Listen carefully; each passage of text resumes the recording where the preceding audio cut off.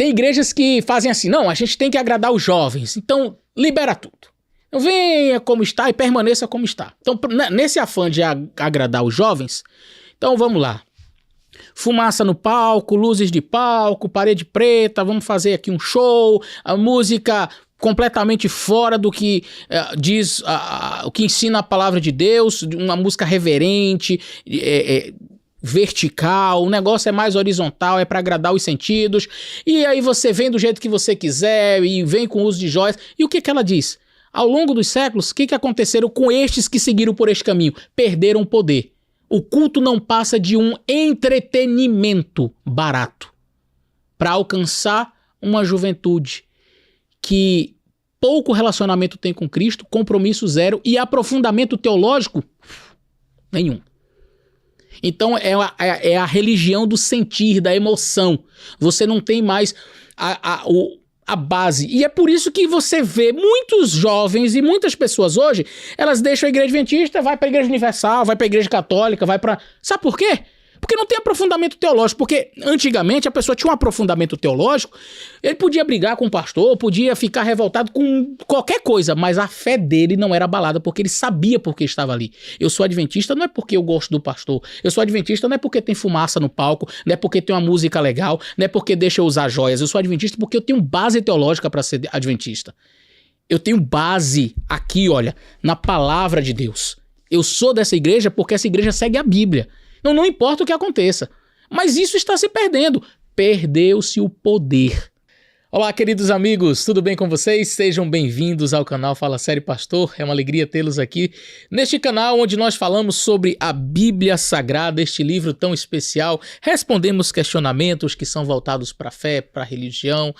E, vez por outra, eu analiso algum tema específico na Bíblia, algum tema que tem a ver com as nossas crenças fundamentais, e hoje eu vou falar de um tema bem polêmico. Eu tenho certeza que vai ter muito comentário, vai ter muita gente aí defendendo, muita gente falando contra. Nós vamos abordar o assunto do uso de joias. Será pecado? Será que Deus condena o uso de joias? Nós vamos então analisar este tema aqui no canal hoje. Aqui no vídeo de hoje nós vamos falar sobre este assunto, sobre 3 aspectos. Eu quero dividir em 3 momentos diferentes, tá certo? Nós vamos analisar primeiramente a Bíblia Sagrada, porque é aqui a nossa regra de fé. Então, o que eu preciso encontrar tem que estar aqui, tá certo? Então, dentro da Bíblia Sagrada, o que nós encontramos? Então, algumas pessoas enviaram para mim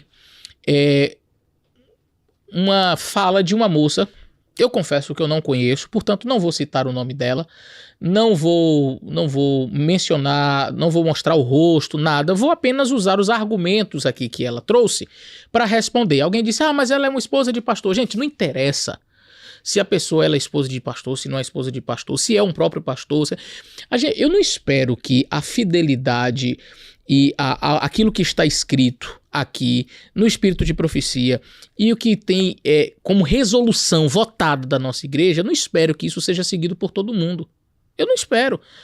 Você encontra aqui no manual da igreja muita coisa que foi votado pela nossa igreja e tem gente que diz assim, mas eu não concordo. Então, o objetivo desse vídeo, primeiro, não é brigar com ninguém, tá? O objetivo desse vídeo é trazer um esclarecimento sobre este assunto e por que é que a nossa igreja ela tem esta resolução. Por que nós, como adventistas, seguimos? Pastor, mas na igreja onde eu vou tem pessoas que usam joias. Pastor, mas aqui o pessoal já começou a usar joias. E aí? E aí? Bom, vamos fazer o seguinte. Eu vou responder a esses questionamentos usando a palavra de Deus e cada um faz o que acha que deve fazer. Depois você prestará contas a Deus de tudo aquilo que você decidiu fazer com a sua própria vida, ok? Mas vamos lá.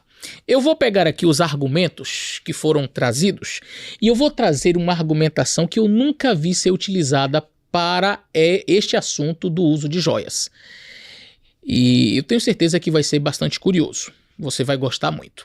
A pessoa que desenvolveu aqui alguns argumentos, Ela diz que estudou bastante o assunto aqui no seu texto. Ela começa, foi uma sequência de imagens que enviaram para mim.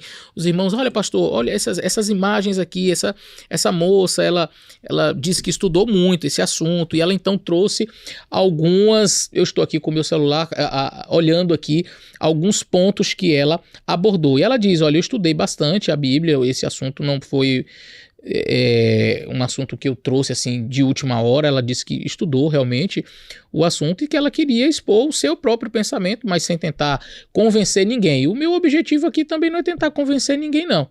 Eu vou mostrar, entretanto, por que a Igreja Adventista tem esse ponto. Por que a Igreja Adventista age como age? Por que a Igreja Adventista votou como votou aqui no seu manual? E o que a Bíblia diz sobre esse assunto? Então nós vamos analisar. Ela diz aqui que a Bíblia enfatiza a modéstia e a humildade, mas não há mandamento direto que proíba o uso de adornos. Eu quero que você grave os argumentos porque eu vou responder alguns aqui na parte inicial, mas tem outros que eu queria que você gravasse porque eu vou trazer uma resposta, como disse, que eu nunca vi antes sendo apresentada para falar deste assunto, na segunda parte, e nem sempre eu vou estar respondendo de imediato esses primeiros argumentos aqui. Mas ela diz assim, a Bíblia ela enfatiza, né, a modéstia e a humildade, mas não proíbe o uso de joias. Então, portanto, você pode usar, seria o argumento.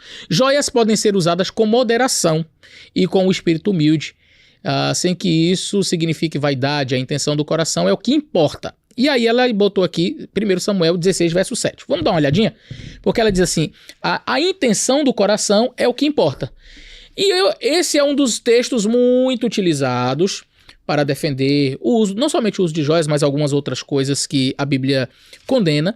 E as pessoas gostam de usar 1 Samuel 16 e o verso 7. Inclusive, o argumento que eu estou usando agora foi feito pela minha esposa no artigo que ela escreveu. Eu queria convidar você a ler esse artigo. Então, capítulo 16 e o verso 7 diz assim: Porém o Senhor disse a Samuel, não atentes para a sua aparência, nem para a altura da sua estatura, porque eu tenho rejeitado, porque o Senhor não vê como vê o homem, pois o homem vê o que está diante dos olhos, porém o Senhor vê o coração. Tem uma moça que foi argumentar comigo sobre este assunto e diz, olha pastor, a questão é simples, né? A Bíblia está dizendo que Deus olha para o coração, então Deus não está preocupado com a sua aparência exterior. Então Deus está preocupado com o que está no nosso coração. Não importa como eu esteja por fora, se eu estou usando muito brinco, muitas joias ou não. O que importa é o meu coração. E aí usa o texto de Samuel. Só que o texto de Samuel é justamente o contrário dessa afirmativa. Se você vai para Samuel, o jovem, na verdade, aparentava coisa boa. E o coração é que não prestava. Você percebeu que é o contrário? A pessoa diz assim, não pastor, você não deve julgar o cristianismo, a vida pessoal de alguém, não é, com base na parte externa, porque Deus está olhando para o meu coração. Deus olha para o coração. Só que, e aí usa, como foi o caso aqui do argumento desta jovem, usa 1 Samuel 16, verso 7. Samuel, quando ele olha para Eliabe, ele fica impressionado com o que ele vê do lado de fora, ou seja, o lado de fora estava apresentável, estava tudo certo. Ele parecia rei. Ele parecia rei. O seu coração é que não era. Aí Deus disse, não, ele parece. Do lado de fora está tudo certo, mas o lado de dentro está corrompido. Ele não presta para ser rei, porque você está olhando a parte bonita do lado de fora, mas eu estou olhando o coração. Davi não parecia rei, ele era pequeno, magrinho, quem sabe, ruivo, mas o seu coração é que era o coração de rei. Percebeu que é o contrário? Então usar esse argumento já é uma falácia, né? Deus está preocupado com o seu coração. Talvez por fora você não pareça, mas é no coração. Peraí, mas aqui o texto de Eliabe é o contrário. Ele parecia ser, mas não era. Então não use esse argumento. Na verdade, nós devemos ser no coração e parecer também pelo lado de fora. Não basta ser pelo lado de fora, tem que ser pelo coração também. Então, usar esse argumento aí, eu acho que é um argumento falacioso. Mas vamos continuar aqui nas argumentações que essa moça trouxe. Vamos ver aqui. Aqui ela diz, até mesmo a rainha Esté e outras mulheres nobres usavam adornos, sem que isso fosse condenado. A 1 Reis 10 também fala sobre a mesma coisa, e ela vai dizer assim, embora haja registros históricos de joias em contextos pagãos, porque um dos argumentos é de que o uso de joias estava associado com o culto pagão. Embora haja, isso não significa que o uso em si seja intrinsecamente errado. O mesmo objeto pode ser usado para fins bons e ruins. Eu queria que alguém me dissesse qual é o fim bom do uso de joias, assim, no que beneficia. Eu posso te dizer no que beneficia você usar uma roupa. Vai aquecer, vai proteger, vai cobrir a sua nudez. Enfim, tem vários benefícios, né? Eu não sei qual que é o benefício de ter um negócio pendurado na orelha ou no nariz, a não ser a questão do aspecto pessoal, de parecer-se... o aspecto da vaidade mesmo, de ficar mais bonito, de ficar... Então, não vejo como algo útil esse argumento. Mas vamos continuar aqui. Ela diz assim, o problema real é o orgulho, a vaidade, não o objeto em si. Ora, eu conheço algumas mulheres que elas já disseram para mim, pastor, quando eu fui deixar as joias, foi algo assim muito forte para mim, porque quando eu saía na rua, sem um brinco, sem um colar, parecia que eu estava nua. Era como se eu estivesse faltando alguma coisa. E eu ficava assim, meu Deus, o que tá... eu ficava incomodada. Então, você vê que o assunto realmente não é tão simples quanto parece. Não é, né? Não tem nem nada de vaidade. Tem sim. Mas vamos continuar aqui. Jesus e Paulo ensinaram o valor do coração da fé das boas obras e não necessariamente proibiram adornos. Mulheres piedosas na Bíblia, como Débora, Abigail e até a esposa de Paulo, também tinham reputação espiritual sem rejeitar adornos naturais ou simples. Eu confesso para vocês que eu não me lembro da Bíblia fazer menção à mulher de Paulo, nem Débora usando joias, enfim. Paulo não fez uma proibição explícita, mas aconselha a moderação e o foco na verdadeira beleza em 1 Timóteo 2, verso 9 e 10. Beleza, esse texto nós vamos trabalhar aqui, bem como o texto de Pedro. O uso de joias na Bíblia em si não é pecado nem proibido. O que importa é a motivação do coração. É um argumento já utilizado. Agora vem a parte que eu queria, que são os textos bíblicos. Os textos bíblicos. Não, ela vai... Até agora foram argumentos assim mais pessoais, o que eu acho, o que eu penso, mas agora vem os textos bíblicos. E pastor, como é que você vai lidar com os textos bíblicos que falam sobre as joias sendo utilizadas? E é aqui que eu preciso concentrar a minha atenção. Gênesis 24 e o verso 22 diz assim: sucedeu que quando os camelos acabaram de beber, falando do episódio de Eliezer com Rebeca, tomou o homem um pendente de ouro de meio ciclo de peso e 2 pulseiras para as mãos dela, do peso de 10 ciclos de ouro. E aqui foi o presente que Eliezer deu a Rebeca, porque ela foi escolhida por Deus para ser esposa de Isaac. Muito bem. Eu vou pular o texto de Ezequiel, vou voltar nele depois, mas tem um texto de Êxodo 3, verso 22, que diz assim: cada mulher pedirá à sua vizinha e àquela que se hospeda na sua casa objetos de prata, objetos de ouro e roupas, os quais poreis sobre os vossos filhos e vossas filhas e despojareis os egípcios. Muito bem, então a gente tem aqui o contexto em que a prata e o ouro são dados ao povo para eles despojarem enquanto eles estavam saindo do Egito. Eu vou voltar nesse texto também. Salmo 45, verso 9 e verso 13 diz: filhas de reis estão entre as tuas damas de honra. À tua direita está a rainha adornada com ouro de Ofir. Toda a formosura e a filha do rei lá dentro. O seu vestido é recamado de ouro. Um salmo messiânico e nupcial exaltando a noiva com imagens de realeza e honra. Muito bem. O livro de Cânticos, capítulo 1, verso 10 e 11 diz assim: formosas são as tuas faces entre os teus enfeites, o teu pescoço com os colares. Enfeites de ouro te faremos com pontos de prata. Aqui o contexto é o noivo elogiando a beleza da noiva e os seus adornos, valorizando-as poeticamente. Provérbios 25, versos 11 e 12, que diz: como maçãs em salvas de prata, assim é a palavra dita a seu tempo. Como pendentes de ouro e gargantilhas finas no pescoço, gargantilhas finas de ouro puro, assim é o sábio repreensor para o ouvido atento. O ouro é usado como símbolo de sabedoria e valor das palavras certas.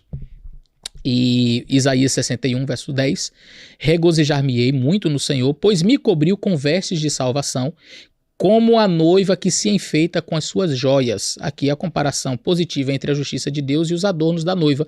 E o texto de Ezequiel, que é o texto que eu mais acho interessante, onde diz assim: eu te adornei com enfeites, pus braceletes nas tuas mãos e um colar no teu pescoço. E te pus um pendente no nariz, então é o piercing, né? E brincos nas orelhas e uma linda coroa na cabeça, assim foste adornada com ouro e prata. Contexto, aqui é o próprio Deus descrevendo Israel como a sua noiva ornada ricamente. Embora o capítulo depois critique a infidelidade de Israel, a imagem inicial é positiva e fala do cuidado e honra de Deus. Pastor, agora ficou difícil, né? Porque você tem exemplos de grandes mulheres na Bíblia que usaram joias, mas não somente isso, tem o próprio Deus fazendo uso de joias para, usando uma linguagem metafórica, Israel como sua noiva, e ele enfeita Israel com as suas joias.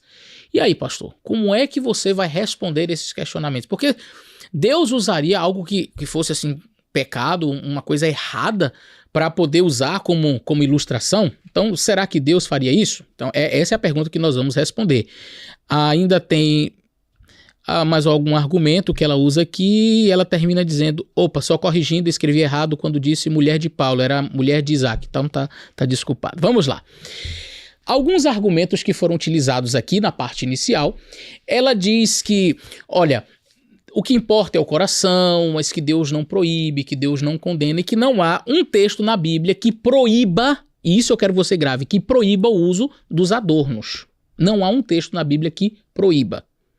E aí, na sequência, você vai ter vários textos bíblicos onde mulheres usaram e o próprio Deus usando como ilustração, como uma forma metafórica, parabólica, para, então, referir-se à sua relação com Israel, Israel sendo sua noiva e Deus enfeitando com joias. Caso fosse errado, Deus não faria jamais esse uso. E agora, pastor, como é que a gente responde isso daí? Vamos lá. Eu quero ler, biblicamente, algumas passagens sobre o tema e depois eu vou argumentar as respostas para esses textos, tá bem? O primeiro texto que eu gostaria de ler com vocês está em Gênesis, no capítulo 35. Gênesis, capítulo 35, a partir do versículo 1, quando Deus vai fazer uma reforma, eu diria, espiritual na família de Jacó. Jacó, então, ele está em viagem, e no capítulo 35, verso 1, depois disse Deus a Jacó, levanta-te, sobe a Betel e habita ali. Faze ali um altar ao Deus que te apareceu quando fugiste diante da face de Esaú, teu irmão. Então disse Jacó à sua família, preste bem atenção. Ele disse à sua família e a todos os que estavam com ele, então não somente da sua família, tirai os deuses estranhos que há no meio de vós e purificai-vos, mudai as vossas vestes. Tirai os deuses estranhos que há no meio de vós, purificai-vos, mudai as vossas vestes. E levantamo-nos e subamos a Betel, e ali farei um altar ao Deus que me respondeu no dia da minha angústia, que foi comigo pelo caminho que eu tenho andado. Verso 4. Então deram a Jacó todos os deuses estranhos que tinham em suas mãos, e também, então além dos deuses, deu também as arrecadas que estavam em suas orelhas, ou seja, os pendentes, né? os brincos, as argolas.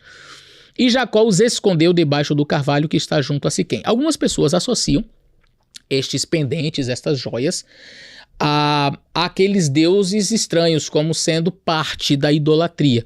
E, de fato, em vários cultos pagãos, o uso de joias estava associado a este elemento pagão. Mas o fato é que, quando Deus resolveu fazer uma reforma ali, ele pediu que tirasse fora os deuses e também foram tirados os pendentes das orelhas, as joias, e foram enterradas.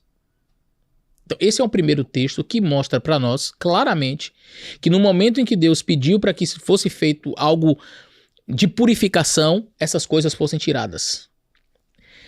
O texto que a moça leu de Êxodo no capítulo 3, Êxodo no capítulo 3, eu vou olhar aqui novamente a argumentação, porque eu disse que eu comentaria sobre esse texto. O texto de Êxodo no capítulo 3, onde fala que onde fala que as mulheres receberam ali ouro e prata quando estavam saindo do Egito. Esse texto é bem interessante, Êxodo 3 e o verso 22. Vamos abrir aqui. Êxodo 3 e o 22 diz o seguinte: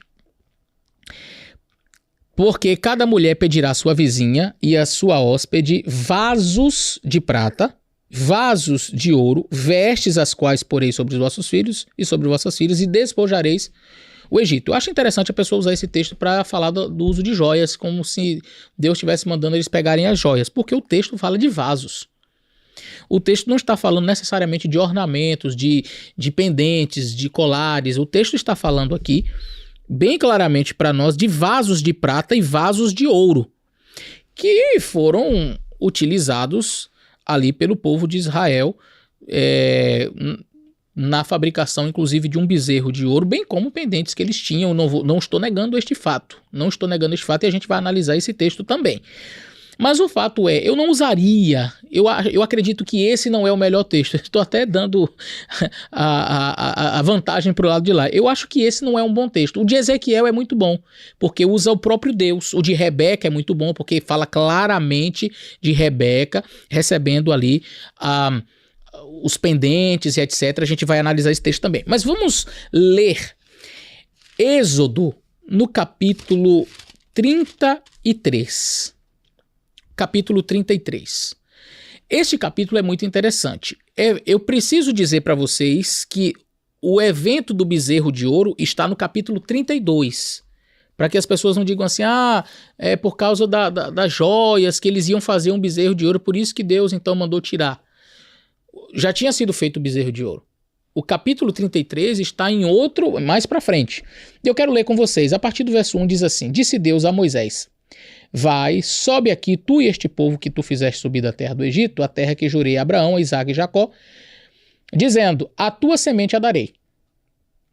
E enviarei um anjo adiante de ti, lançarei fora os cananeus, os amorreus, os heteus, os ferezeus, os heveus, os jebuseus, a uma terra que mana leite e mel, porque eu não subirei no meio de ti, porquanto és povo obstinado, para que te não consuma no caminho. Então Deus diz assim, eu vou enviar um anjo, o anjo vai com vocês, mas eu não vou, porque vocês são um povo obstinado. Ouvindo o povo esta má notícia, entristeceram-se, e nenhum deles pôs sobre si os seus atavios, os seus pendentes, as suas joias. Então, eles ouviram o que Deus falou. Deus disse, eu não vou com vocês. Eu vou mandar um anjo, mas eu não vou, porque senão eu vou destruir vocês. E aí, quando o povo escutou que esta teria sido a razão, e a gente vai ver mais pra frente, eles não colocaram mais os seus atavios, tiraram as joias. Vamos ver o verso seguinte, verso 5. Porquanto o Senhor tinha dito a Moisés, olha o que Deus disse a Moisés, diz aos filhos de Israel, povo obstinado és, se um momento eu subir no meio de ti, te consumirei. Porém agora tira de ti os teus atavios, para que eu saiba o que hei de te fazer. Então os filhos de Israel se despojaram dos seus atavios ao pé do monte Horebe. E tomou Moisés a tenda e estendeu fora do arraial. Então claramente Deus diz, olha, eu não vou com o povo, se eu for eu vou destruir. Mas por quê, Senhor? Porque o povo está usando joias, está usando atavios. Agora faz o seguinte, pede ao povo que tire, que eu vou ver o que eu vou fazer. E o povo tirou tudo, arrancou os braceletes, os colares, as argolas, colocou ao pé do monte. E mais tarde a gente vê que Deus vai com eles. Mas esta foi a razão. Aqui você tem uma outra reforma. O povo utilizou muitos daqueles objetos, daqueles vasos de ouro e prata, e quem sabe muitos pendentes também, para fazer aquele bezerro de ouro, mas o povo ainda estava com o coração preso naquelas joias, usando as joias. E Deus diz, eu não quero isso. Eu não quero isso. E Deus diz o quê? Tira. Se vocês não tirarem, eu não vou com vocês. Então, eu observo que não é um assunto, como eu disse, tão simples, e não é um assunto que não tem um respaldo bíblico. A gente está apenas na parte inicial aqui, mas a gente já percebe, pelo menos em 2 momentos aqui, Deus sendo claro quanto ao não uso de joias. Pastor, mas como nós explicamos, por exemplo, o caso de Rebeca e o texto que o senhor leu de Ezequiel 16, onde o próprio Deus faz o uso das joias? Aqui é válida a pergunta. E esta pergunta trará o argumento que eu disse que eu ainda não vi ninguém usar, mas que eu acho que é muito próprio para você poder compreender este assunto. Às vezes, é necessário a gente usar uma outra linha de argumentação fora do assunto para que as pessoas compreendam. Jesus fazia muito isso. Ele gostava de responder, por exemplo, uma pergunta com outra pergunta. A pergunta que eu faço aqui é: o uso de joias relatado no Antigo Testamento é algo que reflete a cultura da época ou é algo que Deus aprova? Pastor, mas se Deus não aprovasse, por que então ele permitiria, mesmo que a cultura da época fosse esta? E é aí, como eu disse, que vem a segunda parte, que é a linha de argumentação que eu vou utilizar neste vídeo, a poligamia. Mas o que tem a ver poligamia com o uso de joias? Eu entendo, e biblicamente você também vai perceber, que o uso de joias sempre esteve atrelado ali a alguma cultura, a época, e Deus sempre foi tolerante com a cultura, não quer dizer que ele aprovava. O mesmo aconteceu em relação à poligamia, e aqui eu já vou abrir um parênteses para dizer algo bem interessante para você. Eu queria que você prestasse muita atenção. Preste atenção, todo o argumento que você utilizar para defender o uso de joias, todo o argumento que você utilizar para defender o uso de joias na Bíblia, eu uso sobre a poligamia igualmente. E o que você não conseguir responder em relação à poligamia, também não conseguirá em relação ao uso de joias. Ou seja, reflete quando Deus, por exemplo, permite a poligamia, é porque é algo correto, ou Deus estava sendo tolerante em relação àquela cultura? A moça no texto, ela disse o seguinte, aqui na sua argumentação, ela disse assim: não há um texto na Bíblia que proíba o uso de joias. Perfeito. Realmente não há um texto que diz assim, é proibido usar joias. Você também não encontrará, eu disse que todo argumento que usar para um, a gente vai usar para o outro. Não vai encontrar um único verso na Bíblia, um único, dizendo assim, é proibido praticar poligamia. Pastor, mas a Bíblia não diz que Adão casou com Eva? Sim, nós temos o ideal, mas o texto diz que foi proibido? Não diz. Porque eu também vou encontrar textos na Bíblia onde Deus manda tirar. Eu vou encontrar textos na Bíblia onde Deus diz assim, olha, que as joias dela, né, que a beleza da mulher não seja o exterior. Mas qual foi o argumento da moça aqui? Ela diz, Deus está dizendo que não seja isso, mas que seja o interior. Na simplicidade, na modéstia, mas não proíbe. Muito bem. Deus também estabeleceu na Bíblia, em vários momentos, ele fala do casamento entre um homem e uma mulher, mas em nenhum lugar foi proibido a poligamia. E eu já vi, inclusive, pessoas defendendo poligamia com base em alguns profetas patriarcas aí da Bíblia. Tá certo? Então, vamos então aprofundar um pouco mais este assunto? Vamos lá. Rebeca, então, ela utilizou as joias que ela recebeu. Aquelas joias que a Rebeca recebeu refletem a cultura e, portanto, Deus estava sendo tolerante ou Deus estava permitindo porque não tem problema algum? Vamos para a poligamia. Nós vamos falar, foi Abraão quem mandou Eliezer ir lá buscar aquela jovem, e o Abraão, ele era um homem casado com mais de uma mulher. Abraão tinha Sara e tinha Agar. Jacó teve Raquel, Lia, Bila e Zilpa. Pergunto, Deus ele foi tolerante ou aquilo ali estava tudo certo? Deus foi tolerante, mas em que momento Deus proibiu? Não existe um texto onde Deus está proibindo a poligamia. Ah, mas Davi lá, ele foi e adulterou, então você vê claramente que Deus condena. Eu preciso ser honesto aqui com vocês na explicação dessa história de Davi, porque é muito importante você saber que existe diferença. Para nós talvez não, mas naquele tempo existia diferença entre adultério e poligamia. Davi, por exemplo, já tinha mais de uma mulher. E ele não foi condenado por isso. No caso dele com Batseba, não é porque Davi não tinha outras mulheres, ele já tinha outras mulheres. E ele teve mais mulheres. Mas no caso de Batseba é que ela era casada com Urias. E por isso ele recebeu a repreensão. E o profeta ainda diz assim, você tinha todas as mulheres do reino, poderia escolher qualquer uma, mas você foi justo na que era esposa de Urias. Ou seja, o pecado do adultério era você tirar alguém ou manter uma relação com alguém que era esposo, tinha um compromisso com outra pessoa. Mas se o homem quisesse casar com 3, 4 mulheres, naquela época, os reis principalmente, nada o proibia. Era a vontade de Deus? Não. E você que está me assistindo, com certeza vai dizer assim, pastor, eu acho um absurdo esse tipo de comparação. Você pode achar o que você quiser. Sabe o que você não vai conseguir fazer? É contrapor o argumento.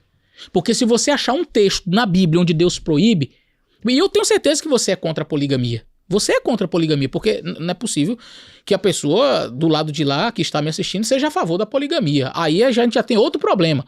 Mas eu tenho certeza que você é contra a poligamia. Só que os argumentos bíblicos que você utilizar para falar contra a poligamia são os mesmos argumentos, vai na mesma linha do que eu vou utilizar para falar contra o uso de joias. Da mesma forma que você não tem um texto claro dizendo que é proibido o uso de joias, você também não tem um texto claro sobre a poligamia. E eu vou chegar no Novo Testamento ainda, nós não chegamos lá. Mas aí eu já mostrei que os patriarcas eles eram poligâmicos e usavam joias. Eu já mostrei que a Rebeca usou joias e que o Jacó, que Abraão, que Davi, Salomão teve 1000 mulheres e não foram condenados por isso. Ok, no Antigo Testamento nós não temos nenhum texto onde Deus diz assim, não praticareis a poligamia. Não existe, não existe. Agora, e sobre o texto onde Deus fala que ele está numa relação com Israel, que foi o texto lido de Ezequiel 16. Ele está numa relação com Israel e ele adorna Israel, que é a sua noiva. E agora, pastor, como é que você vai usar a poligamia agora? Essa é uma excelente pergunta. Vamos lá. Ezequiel capítulo 16 foi o texto lido, não é? Ezequiel capítulo 16 vai nos falar que Deus adornou no verso ali. Na verdade, se você ler o capítulo todo, você vai ter uma cena bem interessante, porque Deus é uma linguagem que para nós não é comum. Se você lê o capítulo todo, a pessoa pega só a parte dos enfeites, mas se você lê o capítulo todo, para nossa cultura é algo um tanto forte, pesado até demais. Eu diria que para nós seria até um pouco asqueroso. Por quê? Eu vou ler só para vocês terem uma ideia do contexto.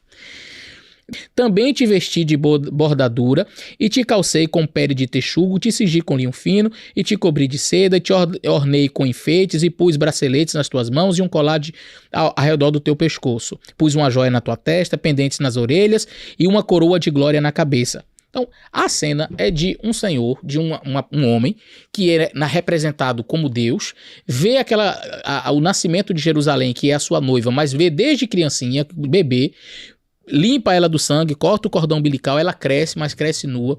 Chega o período que a menina cria corpo, ele provavelmente, né, na ilustração já era um homem feito, maduro, mas isso era algo comum à época. Quando a menina menstruava, ela então estava pronta para casar. Naquela época era assim. Então eu não quero chocar você, mas é uma linguagem. Por que eu tô lendo? Para que você entenda o contexto. Era o contexto o quê? Cultural. Hoje ninguém faria uma coisa dessa, de uma menina acabou de menstruar, vai casar. Ainda no mundo islâmico se faz isso, mas nós não. Mas essa é a linguagem que está sendo utilizada. E ele passa e a menina tinha criado seios e agora estava uma moça. E tinha acabado de menstruar, estava lá nua. E Deus vai, limpa ela, né? O homem limpa, lava, unge com óleo e aí faz o que aqui parece ser uma cerimônia de casamento. Jerusalém é minha agora. Essa é a cena. Deus está aqui dando seu aval e seu apoio ao uso de joias? Ou ele está representando, está nesta representação, melhor dizendo, fazendo uso desta linguagem que era comum à época para trazer a ilustração? Mas como eu disse, todo o argumento que foi utilizado para o uso de joias eu vou usar em relação à poligamia e você vai perceber que bate. Deus também usa da linguagem da poligamia. Ah, pastor. Se você vai no mesmo livro e o capítulo 23, o que você vai ler? Capítulo 23, há duas irmãs, representações novamente de Samaria e Jerusalém. Uma chamada Oholá e a outra Oholibá. E estas, veio a minha palavra do Senhor dizendo, filho do homem, capítulo 23, verso 2 agora. Houve duas mulheres, filhas de uma mesma mãe. Estas prostituíram-se no Egito, prostituiu-se a sua mocidade, ali foram apertados os seios e apalpados os seios da sua virgindade. Os seus nomes eram Oholá, a mais velha, e Oholibá, sua irmã. E foram minhas, e tiveram filhos e filhas. E quanto ao seu nome, Samaria é Oholá, Jerusalém é Oholibá. Prostituiu-se Oholá sendo minha, e enamorou-se dos seus amantes assírios. E aí tem uma cena aqui que eu vou até me excusar de ler, você pode ler depois em casa. E o verso 11 diz, vendo a sua irmã Oholibá, corrompeu o seu amor mais do que ela, e as suas devassidões foram maiores do que a da sua irmã. Deus aqui, novamente, como foi no capítulo 16, usa de uma linguagem muito forte, onde ele é o Senhor que se casa com duas mulheres, a saber, Oholá e Oholibá, Jerusalém e Samaria. Ou melhor, Samaria e Jerusalém na ordem, respectivamente. Pergunta. Então, pastor, isso quer dizer que Deus aprova a poligamia? Novamente, quem está assistindo e é contra a poligamia vai dizer, mas isso é um absurdo. Não pode fazer esse tipo de comparação porque é uma comparação que é absurda. É absurda para você que defende as joias, mas quer dizer que a poligamia é algo terrível. Mas eu estou mostrando para você dentro do mesmo contexto, e repito, todo argumento que você usar para o uso de joias, eu uso para poligamia e fecha, dá certinho. Ah, mas a Rebeca lá usou. Abraão era poligâmico.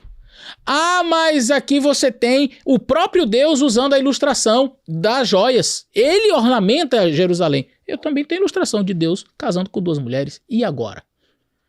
Se isso quer dizer que Deus aprova, que não tem problema nenhum, então eu vou dizer a mesma coisa da poligamia. Pastor, mas lá no Novo Testamento nós encontramos Deus dizendo, então vamos para o Novo Testamento. Quando vai falar para aquele que quer ser um diácono ou um bispo, um ancião na igreja, a Bíblia diz assim, que não seja... Esta é uma palavra fiel, capítulo 3 da primeira carta de Paulo a Timóteo, verso 1. Se alguém deseja o episcopado, excelente obra almeja, porém convém que seja irrepreensível o bispo e marido de uma só mulher. Tá vendo aí, pastor? Então a Bíblia está... Bom, primeiro, se você quer usar esse argumento, o texto não é proibitivo. Eu vou voltar nos mesmos argumentos que a moça usa. O texto não está proibindo, mas ele fala do bispo, não está falando de todos os membros, e diz que este homem deve ser marido de uma só mulher. E que ele seja irrepreensível, não dado ao vinho e etc. E os demais irmãos da igreja? Está falando do bispo. Mas onde que diz que é proibido ao homem ter mais de uma mulher? Eu sei que o bispo não pode, mas e os demais? Ah, mas ele não era o exemplo. Quer dizer, você está percebendo? O texto não é proibitivo, mas ele é o quê? Para mim, é um texto normativo. Apesar de eu ter no Antigo Testamento várias ocasiões, em que homens casam com várias mulheres, quando eu vou ao Novo Testamento eu não encontro mais esse tipo de situação.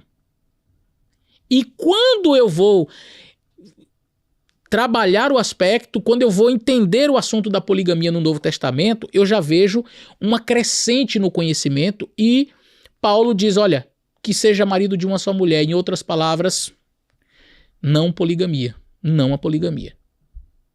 Ah, mas era só pro bispo. Eu entendo que como o bispo é um exemplo, e eu vou usar o argumento, né, o mesmo argumento, porque esse é o argumento correto. Se o bispo ele é exemplo, aquilo ali deveria ser seguido pela igreja, apesar de não estar escrito. Então, mas e em relação ao uso de joias? Da mesma forma, você não vai encontrar no Novo Testamento dizendo assim, é proibido o uso de joias, como também não está lá, é proibida a poligamia. Mas, da mesma maneira como você encontra no Antigo Testamento, em vários momentos as pessoas usando joias, você chega ao Novo Testamento e não encontra mais o uso de joias de forma indiscriminada e etc. Você vai encontrar algo onde Deus orienta, dizer que não seja assim. E aqui eu quero ler os textos sobre este assunto, que são a carta de Paulo a Timóteo e também Pedro, que vai falar sobre a questão do uso de joias, etc. Aqui no mesmo capítulo, o capítulo anterior, o mesmo livro, 1 Timóteo capítulo 2, a partir do verso 9 diz assim: de mesmo modo as mulheres se ataviem em traje honesto, com pudor e modéstia, não com tranças ou com ouro, ou pérolas ou vestidos preciosos. E a pessoa diz assim: pastor, então a Bíblia está dizendo que é proibido usar tranças? Precisa conhecer o contexto. Naquela época as mulheres faziam tranças em seus cabelos, amarravam assim aquelas tranças bonitas no cabelo e colocavam fios de ouro por dentro do cabelo.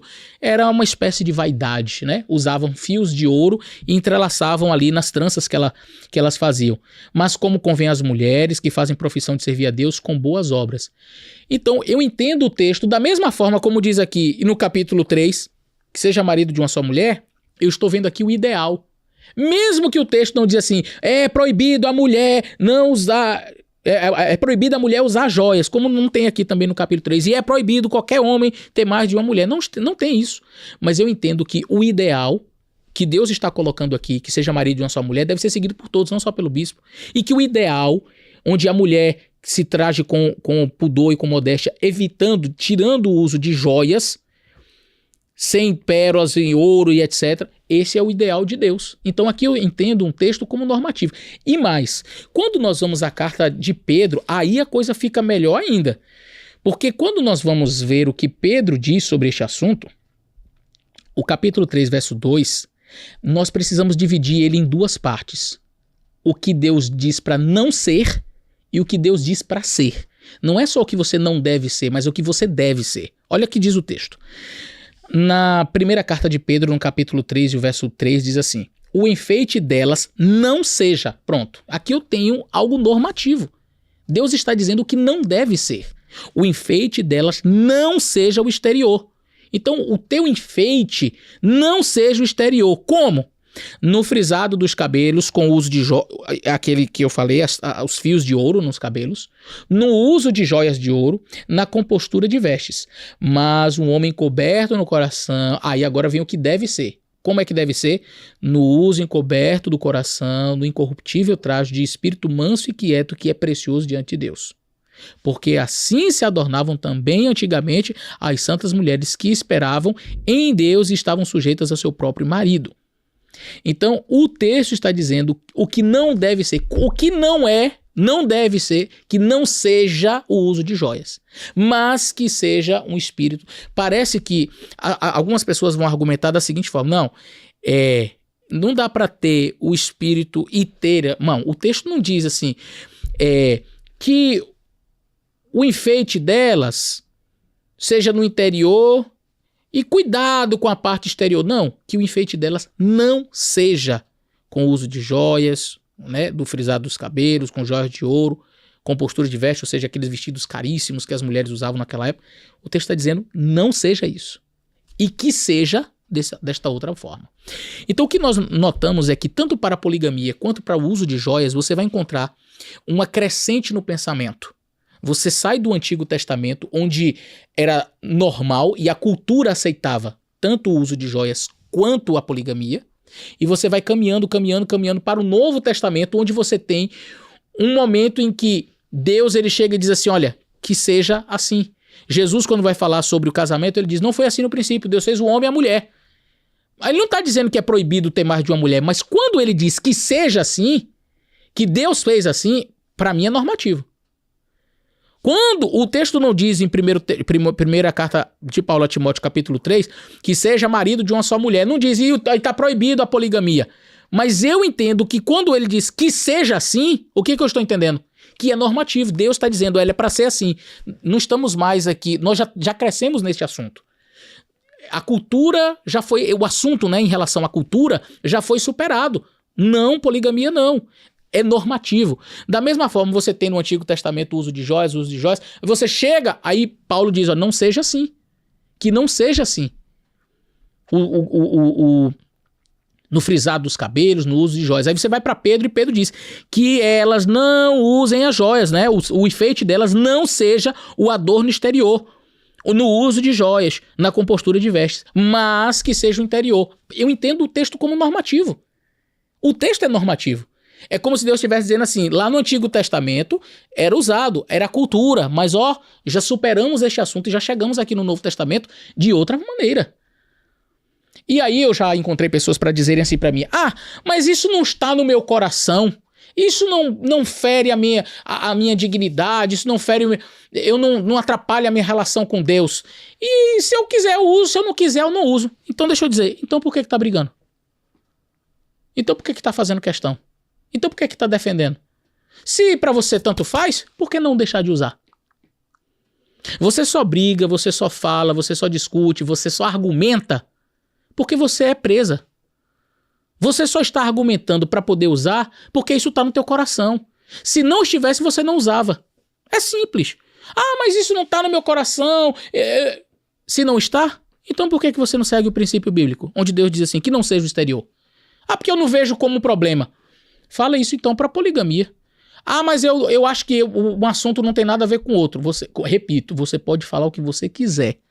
Você só não pode dizer que a minha linha de raciocínio está equivocada. Porque tudo que você disser para um, eu digo para o outro. Finalmente, para concluir a parte bíblica, eu quero ler o que está em Apocalipse. Em Apocalipse, você vai encontrar duas mulheres. Duas mulheres. Uma que representa a mulher pura, que é a igreja, pura. Capítulo 12. Vi um grande sinal no céu, verso 1, a saber, uma mulher vestida de sol, tendo lua debaixo dos seus pés e uma coroa. Então ela tem joia, que é a coroa. E todos nós teremos essa joia lá no céu. Uma coroa de 12 estrelas sobre a cabeça. Então 12 estrelas ali na sua coroa. É um tipo de joia. Não estou dizendo que não é. Esse livro aqui, por isso que eu recomendei ele, você pode ler, porque ele fala sobre as joias funcionais e as joias não funcionais. Coroa, por exemplo, é uma joia funcional. É um símbolo da vitória. A aliança é um símbolo do casamento. É diferente de mesmo de anel que a pessoa usa para vaidade. Quem é casado não fica, eu tenho um ouro no meu dedo. Olha, não.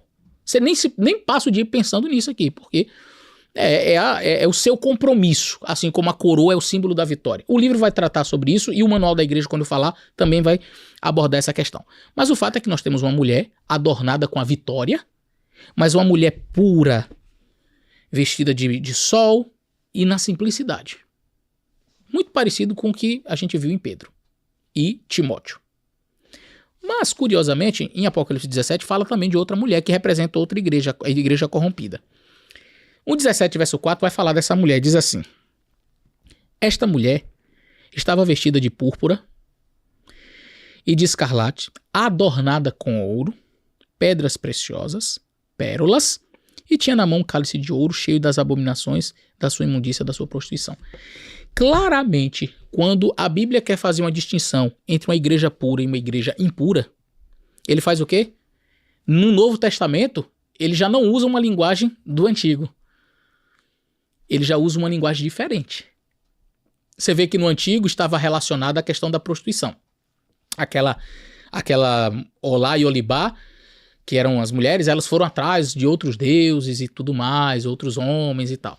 Aqui, a linguagem é outra. A pureza e a não pureza, você vai ver na descrição física. E aí, 1 Samuel, o que importa é o coração, fica de lado, porque o coração vai ser visto da parte do lado de fora. Então, o que a gente vê aqui é uma mulher vestida de sol, com pureza, e uma mulher cheia de joias, cheia de pérolas e de ouro, adornada, com vestido vermelho, escarlata. Essa é a mulher impura. Então, você já vai perceber que a linguagem no Novo Testamento é uma linguagem de rejeição a isto. De rejeição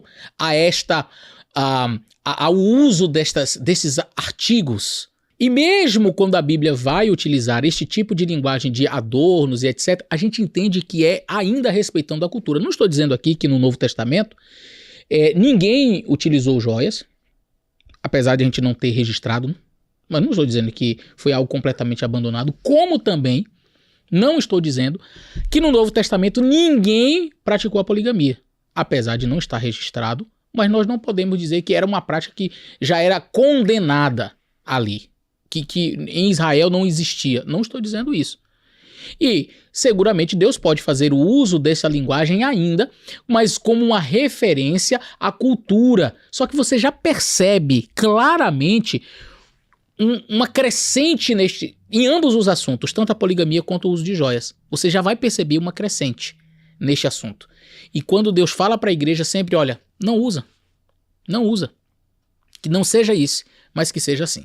Então, biblicamente, os adventistas do sétimo dia condenam o uso de joias pelas razões que eu apresentei aqui, biblicamente, ok? Então, biblicamente, nós temos respaldo, sim, para condenar o uso de joias. Há outros textos bíblicos, mas o vídeo vai ficar muito extenso, então eu vou me resguardar. Mas não usar joias está em conformidade com a nossa fé. É isso que os adventistas creem. Ah, mas eu não concordo, na igreja tal tem fulano que usa...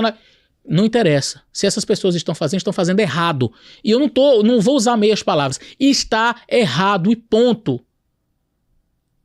A gente tem que dar nome às coisas. Nós temos que parar de ter medo de falar de certos assuntos. Ou eu sou pastor dessa igreja, ensino o que diz esse livro sagrado e o que diz a serva do Senhor. E como pastor, eu tenho que me guiar por um parâmetro, tem um corpo de regras que eu preciso seguir, que está aqui. E eu vou ler daqui a pouco isso aqui. Então, se eu sou pastor e quero fazer diferente do que está aqui, diferente do que diz a serva do Senhor e diferente do que está aqui votado pela igreja, ou vai fazer outra coisa da vida. Segue o teu caminho. Não precisa ser pastor. Não precisa ser um líder da igreja para falar contra o que a igreja ensina. A gente tem que parar de ter medo.